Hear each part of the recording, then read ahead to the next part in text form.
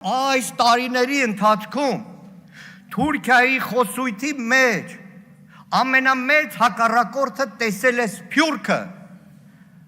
որովհետև գիտակցել էին հզորությունը, որ ունի հայկական Սփյուռքը եւ Սփյուռքի կառուցված մասերը։ Իրականում տասնամյակներով հայ ժողովրդի ուժականության աղբյուրը եղել է եռամիասնությունը՝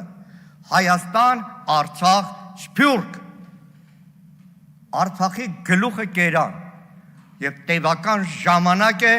փորձում են Սփյուռքին կտրել հայրենիքից, փորձում են Սփյուռքին նսեմացնել, փորձում են Սփյուռքին պառակտել, որը ինքնին հայկական ուժականության պառակտումն է։ Իրականում Սփյուռքի պատմության մասին ժամերով կարող եմ խոսել,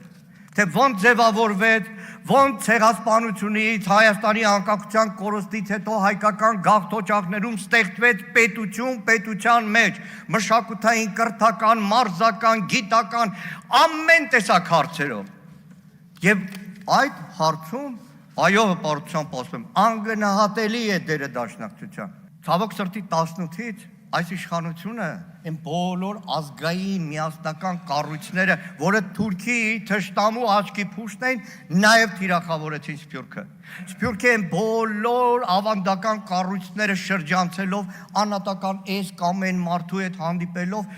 համարեցին, որ կարող են ազդեցություն ունենալ Սփյուռքում։